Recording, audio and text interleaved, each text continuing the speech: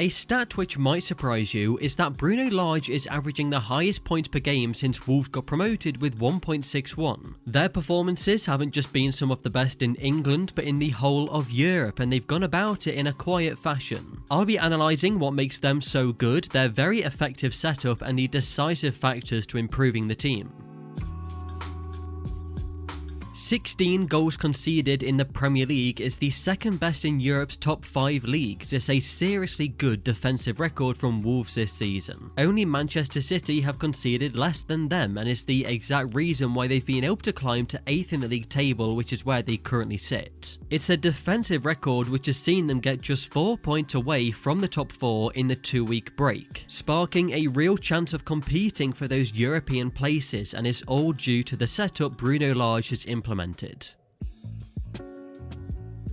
They've lined up in a 3-4-3, which is no different to previous seasons, so essentially Bruno is continuing what they'd already built. Last season though, Wolves were averaging 1.29 goals conceded per 90, whereas this season is 0.76. What hasn't changed is the fact the opposition are having the same amount of shots against them per 90, with 11.5 last season and 11.8 this season. So what's the reason with less goals being conceded if the amount of shots against them are the same? Well, they made a change with their goalkeeper in the summer, and this has been a significant factor in not only improving performances but rising up the league table. The simple difference with goalkeepers is to compare these save percentages. So Rui Patricio last season had 68.6, that ranked him 16th out of the top 20 goalkeepers. A spend of £7.2 million in the summer to sign Jose Sarr from Olympiacos now means they have the goalkeeper with the highest save percentage in the league with 84.8%, nearly a whole 4% more than Edouard Mendy with the second highest. Alongside this, Jose Sarr has proven his quality to leave the goal line and clear danger because he's made the most ball recoveries of any goalkeeper in the league with 134. Equally as effective this season is the defensive structure in front of Jose Sarr. Their 3-4-3 becomes a 5-4-1 out of possession and keeps the opposition at bay.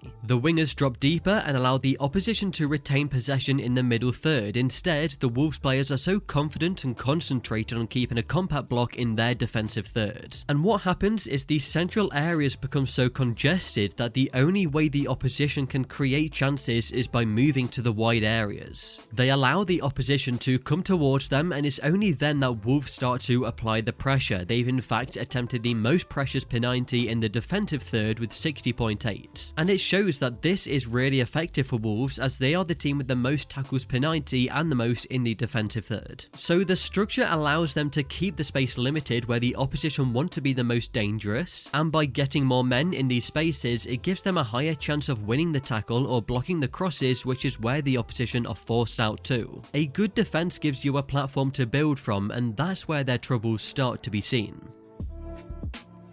You see, at the same time, Wolves are struggling to consistently score goals, with the third least scored in the Premier League. They also have the same shots per game as Norwich, which is the worst in the league. This led to Wolves having 7 consecutive league matches earlier in the season where only 4 goals were scored by any team. In possession, they're patient with many touches in the defensive third, and this plays a big part into their defensive success, as they don't let the opposition have many attempts to counter them. They are cautious playing from the back, as they don't want to give easy counter-attacking chances away, but this is what is affecting their limited chances to score goals. How they do get the ball into advanced positions is by utilising the exceptional passing quality in their midfielders Moutinho and Neves, along with Saiss in the defence, who has stood out more than ever this season. These 3 players have had the most passes into the final third for Wolves, and it's their direct passing down the flank or predominantly into Raul Jimenez, who has been the target of a pass 909 times. That's the second most of any player in the team. However, the real problem for Wolves comes with the passing into the penalty area. They've done this the least of any team this season. Podence has made the most passes into the penalty area for Wolves, but he's only played 700 minutes in the league this season. Plus, the third most for the team is Traore, and he's left. And it might seem weird to say, but this right here is why Wolves are going under the radar right now, as the defensive structure is set in place and it's the creativity which is a blatant issue. All all it could take for them to start doing what West Ham have done and competing around the top 4 is adding that extra creativity into the team, and well, it might not be long. That's because Pedro Neto, who was a star in attack last season, may be returning from injury before the end of the season. He would add much needed flair, directness on the left side by taking on the opposition, but most of all the final pass after he's dribbled past somebody. So if he can play a good amount of matches before the season ends, then the impact he could have on them could be drastic. The decisive factor too that will come in massive matches this month, taking on Arsenal twice, playing Tottenham away and West Ham away on top of that. Wolves have only gained 7 points from 21 against the teams above them in the league table. The chance is there for them to take, but is it a stretch too far for them this season? As we're very close to 10,000 subscribers, if you could please click the subscribe button, I'd massively appreciate it, and like the video if you did enjoy.